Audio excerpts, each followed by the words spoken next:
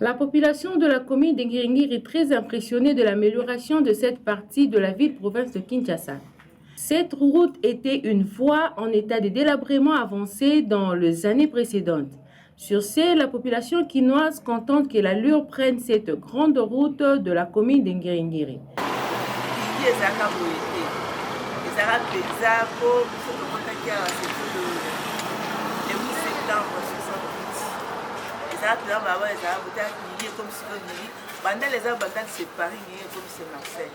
Tala tout le monde a bien mis pour que les cas de mais locomotive senga il y a des athées dans la couranté courant des athées le moins parce que c'est à boana yo mi balé et ça courant et ça mal mais to se peli basala bala bususo baba to comme tout comme les cas de mon les cas à l'aise les amis au temps là poto poto mabulu moi au temps les alités mais si ko to se peli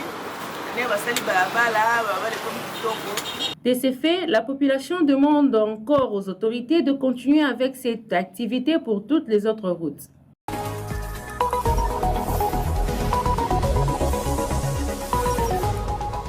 Le mardi, à la Cité de l'Union africaine, le président Félix Tshisekedi a reçu M. Abdallah Saï, ministre de la Santé et envoyé spécial du président algérien Abdelmadjid Tebboune. La coopération dans les domaines énergétiques, agricoles, économiques et de la formation était au menu de cette audience. Aujourd'hui, primordial qu'on réactive la commission, la haute commission de coopération entre les deux pays, pour la bonne raison que ce que nous voyons dans le pays, dans la République du Congo démocratique, beaucoup d'axes de développement qui nous intéressent. Et nous pouvons donc profiter de cette bonne expérience de votre pays. Selon M. Saï, le président Félix Tshisekedi Tshilombo est favorable à cette commission mixte de coopération. Cela a honoré les deux pays, d'autant plus qu'ils ont eu une bonne expérience avec le président Félix Tshisekedi Tshilombo quand il était le président de l'Union africaine. Concernant la question liée à la situation sécuritaire dans l'est de la République démocratique du Congo, l'émissaire du président Abdelmadjid Tebboune a rappelé que l'Algérie a toujours été une cause juste.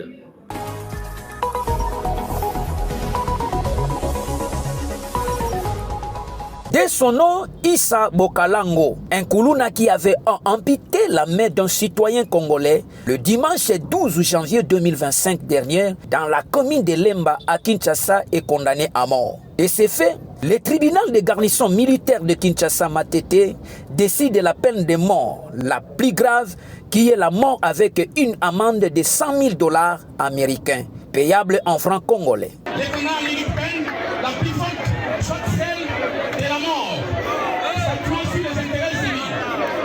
Le tribunal déclare recevable et fondé l'action civile et condamne le prévenu au paiement de la somme de 100 000 $ américains payable en francs congolais pour tous les préjudices civils en tant que dommages et intérêts.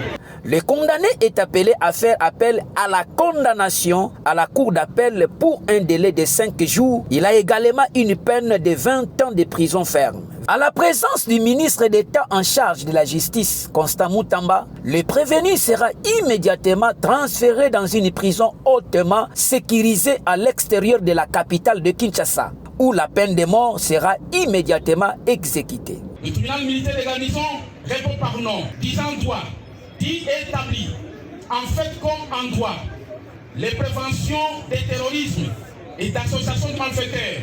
En conséquence, le tribunal les condamne en les déclarant coupables à la peine de mort pour l'association de malfaiteurs, à la peine de 20 ans. Pour mettre fin à ces flots, le gouvernement, à travers le ministre de l'Intérieur, a mis en place l'opération Ndobo afin de traquer tous les Koulouna qui sèment la terreur à travers la ville de Kinshasa. Plus de 3 vagues ont été déjà transférées dans les prisons réputées dangereuses pour l'exécution de la peine de mort sur recommandation du ministre de la Justice.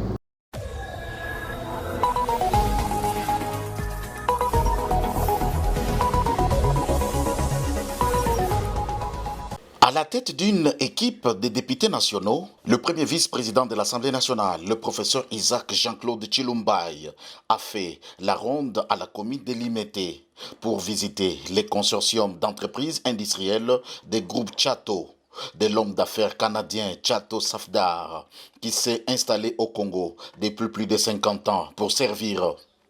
M. Chateau a réalisé plusieurs actions liées à la responsabilité sociale, telles que le financement des œuvres caritatives, éducatives et de projets philanthropiques qui lui ont fait décerner la médaille d'or de mérite civique en décembre 2023.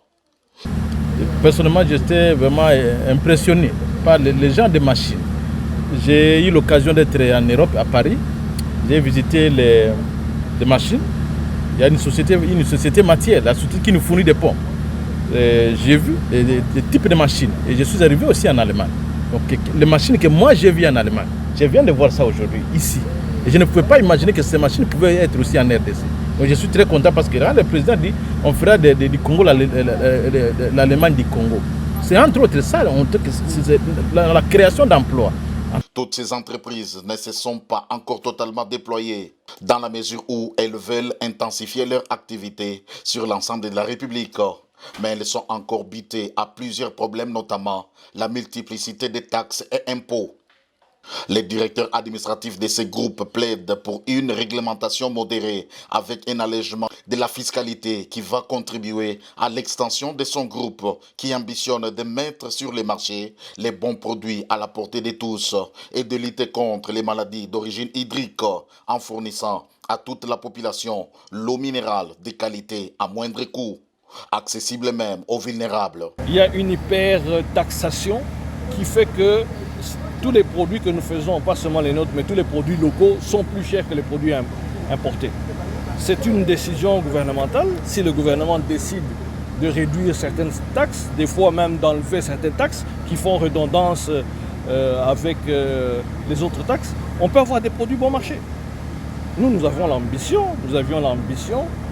avec l'eau de qualité que nous faisons, qui est totalement détaxée, de la mettre à la portée du plus démuni et le phénomène de eau pure allait se terminer.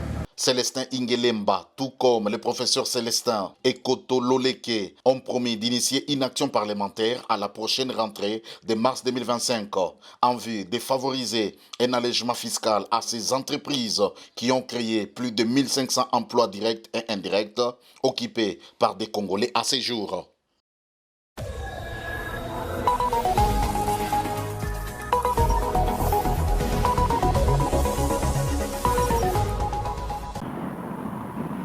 La police nationale congolaise, ville de Kinshasa, a assuré la sécurité du réveillon pour prévenir toute violence urbaine.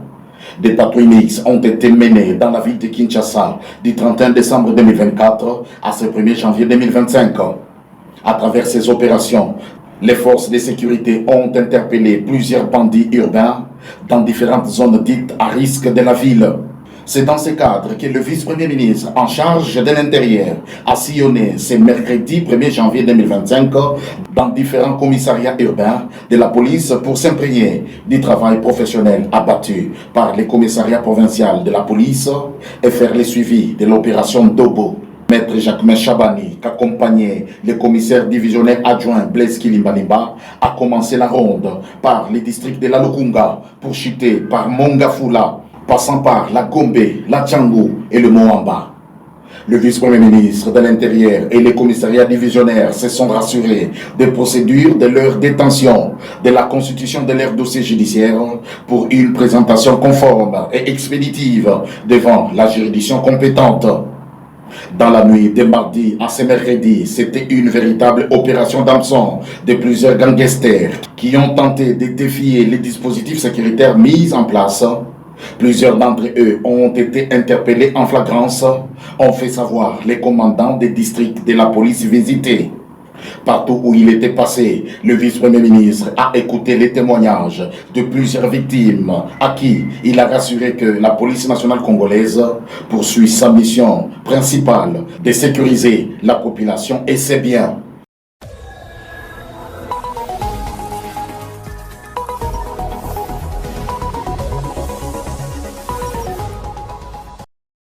C'est cette particularité des éléments de la police nationale ou des forces armées qui se comportent mal qui a fait l'événement de ces jours. Il y en a ceux qui sont dans des visites domiciliaires indésirables, d'autres dans des déviations des missions et d'autres encore dans des violations des consignes, a fait savoir le commissaire divisionnaire adjoint Bleski Limba Limba. Il est impossible, on ne peut pas prétendre mettre de l'ordre dans la société alors qu'on ne sait pas le faire chez soi. Chez soi, c'est cette particularité des éléments qui, de la police nationale ou des forces armées, se comportent mal. Le comportement de ces éléments, c'est ce qui a fait l'événement de ces jours, notamment entre eux, il y en a qui sont dans des visites domiciliaires indésirables, d'autres dans des déviations des missions, dans des violations des consignes. Et voilà que d'autres sont là comme des postures. Ils roulent à moto, extorquent, pillent, ravissent tout ce qu'ils trouvent en chemin. Parmi ces malfrats, quelques éléments de force de l'ordre surnommés Postura à cause de la tracasserie qu'ils commettent aux paisibles citoyens. La sécurité des personnes et de leurs biens étant un processus, le chef de la police rassure que les dispositions sont prises pour mettre la main à tous les auteurs des actes déviants. La sécurité des personnes et de leurs biens étant un processus, nous sommes en train de les découvrir et les arrêter jusqu'à leur dernier retranchement pour la tranquillité publique dans la ville province de Kinshasa. Ces présumés criminels seront déférés à la justice, d'autres seront jugés en procédure de flagrance et d'autres encore seront entendus en procédure normale. Pour le commissaire divisionnaire adjoint Bleski Limba Limba, cette présentation est pédagogique. Un appel aux uns aux autres de ne plus s'adonner à des pratiques. Ce sont des pratiques qui vont leur conduire à la dérive, au pire. Ce sont de mauvaises pratiques qu'ils doivent cesser. Notez que 5 armes de guerre saisies entre les mains de ces présumés criminels par la police ont été également présentées.